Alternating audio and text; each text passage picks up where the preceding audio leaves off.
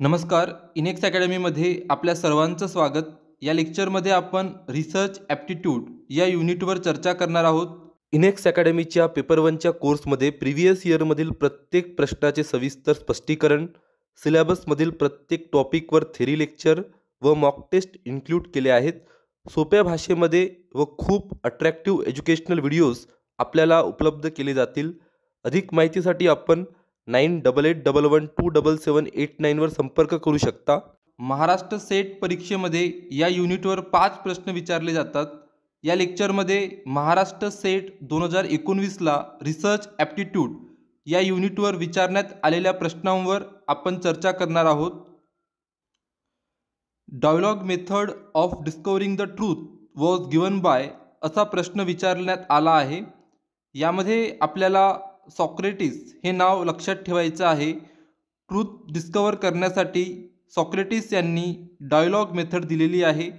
त्यामुळे ऑप्शन बी सॉक्रेटिस हे या प्रश्नाचे योग्य उत्तर आहे. सत्यशोधनासाठी संवाद पद्धती सॉक्रेटिस यांनी दिली.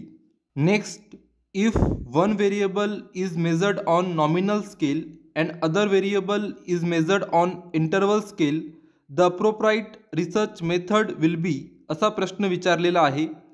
नॉमिनल स्केल, इंटरवल स्केल हे मेजरमेंटच्या लेवल्स आहेत. आपल्या रिसर्च डेटामधील एक व्हेरिएबल नॉमिनल स्केलवर व दुसरा व्हेरिएबल इंटरवल स्केलवर मोजला जात असेल तर या प्रकारच्या रिसर्चसाठी कोणती रिसर्च मेथड योग्य असेल ते आपल्याला विचारलेलं आहे. आपल्याला ऑप्शन्समध्ये एक्सपेरिमेंटल, केस स्टडी, क्रॉस सेक्शनल व कोरिलेशन या टर्म्स दिलेल्या आहेत. आपण ते एकदा बघू. एक्सपेरिमेंटल मेथडमध्ये रिसर्चर इंडिपेंडंट व्हेरिएबलला मॅनिपुलेट करतो व त्याचा डिपेंडंट व्हेरिएबलवर होणारा इफेक्ट मेजर करतो. केस स्टडी मेथडमध्ये एखाद्या पर्टिक्युलर पर्सन, ग्रुप, इव्हेंट यांचा इनडेप्थ अभ्यास केला जातो.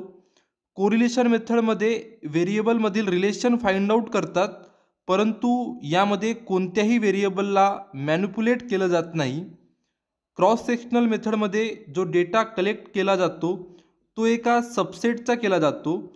म्हणजे 100 पीपलचा एक ग्रुप आहे, त्याच्यावर आपल्याला रिसर्च करायचा आहे, तर त्यातील एक स्मॉल सबसेट म्हणजे 10-15 लोकांचा डेटा कलेक्ट करून त्यावर स्टडी केला जातो. आपल्याला प्रश्नामध्ये one variable measured on nominal scale and other variable measured on interval scale असं दिलेलं आहे. त्यामुळे या प्रकारच्या रिसर्चसाठी एक्सपेरिमेंटल मेथड योग्य मेथड आहे. त्यामुळे ऑप्शन ए एक्सपेरिमेंटल मेथड हे या प्रश्नाचे योग्य उत्तर आहे. जर एक चल नामांकन श्रेणीवर मोजले जात असेल आणि दुसरे चल आंतर श्रेणीवर मोजले जात असेल तर योग्य संशोधन पद्धती प्रायोगिक पद्धती ही असेल. Next, which of the following is not a characteristics of hypothesis असा प्रश्न विचारलेला आहे. हा प्रश्न आपण थिंक अँड पिक या कॅटेगरीमध्ये ठेवू शकतो. व्यवस्थित विचार करून आपण योग्य पर्यायाची निवड करू शकतो. हायपोथेसिस म्हणजे टेस्टेबल प्रेडिक्शन. अजून इझी लँग्वेजमध्ये अशी कल्पना जी सत्य आहे की नाही ते तपासून पाहता येते. ऑप्शनमध्ये आपल्याला टेस्टेबिलिटी, ऑब्जेक्टिव्हिटी, कॉम्प्लेक्सिटी व कन्सेप्च्युअल क्लॅरिटी हे 4 ऑप्शन दिलेले आहेत. टेस्टेबिलिटी हे हायपोथेसिससाठी पॉझिटिव्ह फॅक्टर आहे, कारण हायपोथेसिस ट्रू आहे की फॉल्स त्याची तपासणी करता आलीच पाहिजे. ऑब्जेक्टिव्हिटीसुद्धा हायपोथेसिससाठी पॉझिटिव्ह फॅक्टर आहे. हायपोथेसिसचा उद्देश स्पष्ट असेल तर त्याला टेस्ट करताना पण मदत होते. कन्सेप्च्युअल क्लॅरिटी पण पॉझिटिव्ह फॅक्टर आहे, कारण कन्सेप्च्युअल क्लॅरिटी हायपोथेसिसमध्ये नसेल तर हायपोथेसिस समजून घेण्यासाठी अडचण निर्माण होऊ शकते.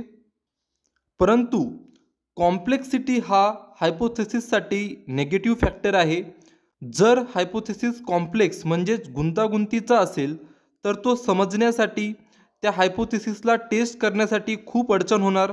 त्यामुळे कॉम्प्लेक्सिटी हा गुड हायपोथेसिसचा कॅरेक्टरिस्टिक राहू शकत नाही. आपल्याला प्रश्नामध्ये which of the following is not a characteristics of good hypothesis असा प्रश्न विचारलेला आहे. त्यामुळे ऑप्शन सी कॉम्प्लेक्सिटी हे या प्रश्नाचे योग्य उत्तर आहे. गुंतागुंत हे चांगल्या परिकल्पनेचे वैशिष्ट्य नाही. नेक्स्ट आपल्याला एक न्यूमेरिकल प्रॉब्लेम विचारलेला आहे. रिसर्च ॲप्टिट्यूडमध्ये 5 पैकी एक प्रश्न most of the time numerical असतो. या प्रकारचे प्रश्न सोडवण्यासाठी आपल्याला काही फॉर्म्युलेज, रिलेशन यांची गरज पडू शकते. या प्रश्नामध्ये आपल्याला मीन व मीडियनची व्हॅल्यू दिलेली आहे. आपल्याला मोड फाइंड आउट करण्यासाठी सांगितलेलं आहे. आपण सुरुवातीला मीन, मीडियन व मोड यांच्यामधील रिलेशन बघूया व त्यानंतर प्रश्न सॉल्व करूया. मीन, मीडियन व मोड यांच्यामधील रिलेशन या प्रकारचा असतो.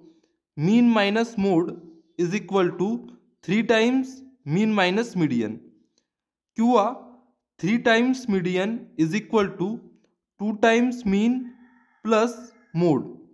या दोनपैकी कोणतीही एक रिलेशन आपल्याला व्यवस्थित पाठ करायचं आहे.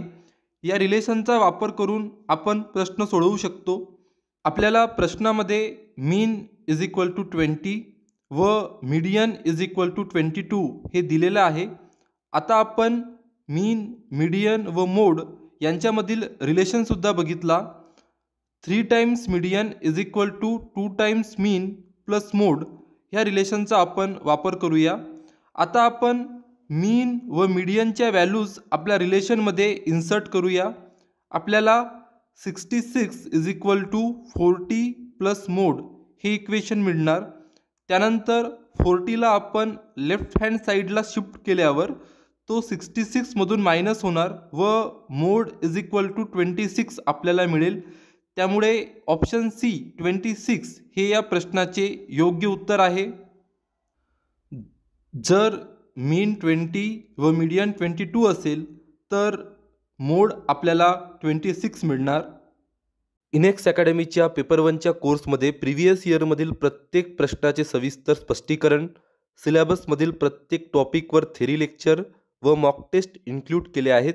सोप्या भाषेमध्ये व खूप अट्रॅक्टिव्ह एज्युकेशनल व्हिडिओज आपल्याला उपलब्ध केले जातील. अधिक माहितीसाठी आपण 9881127789 वर संपर्क करू शकता. Next, using someone else research without due acknowledgement is called as असा प्रश्न विचारलेला आहे. जेव्हा दुसऱ्यांचं संशोधन त्यांना श्रेय न देता वापरलं जातं त्याला प्लॅगॅरिझम किंवा वाङ्मय चौर्य म्हटलं जातं. Using someone else research without due acknowledgement हे कीवर्ड्स आपल्याला प्लॅगॅरिझम संदर्भात लक्षात ठेवायचं आहे. ऑप्शन बी प्लॅगॅरिझम हे या प्रश्नाचे योग्य उत्तर आहे. दुसऱ्याचे संशोधन आवश्यक ते श्रेय न देता वापरणे यास वाङ्मय चौर्य म्हणतात. महाराष्ट्र सेट 2019मध्ये रिसर्च ॲप्टिट्यूड या युनिटवर विचारण्यात आलेले प्रश्न आपण या लेक्चरमध्ये बघितलेले आहेत. प्रश्न सॉल्व करताना आपण काही महत्त्वाच्या कन्सेप्ट पण डिस्कस केल्या आहेत. ज्या कन्सेप्ट किंवा फॅक्ट्स आपल्याला नवीन आहेत त्या आपण व्यवस्थित नोट करून ठेवा. आपल्याला भविष्यात प्रश्न सॉल्व करताना आणि रिव्हिजन करताना उपयोगात येतील. इनेक्स अकॅडमीला आपला बहुमूल्य वेळ दिल्याबद्दल खूप खूप आभार. धन्यवाद.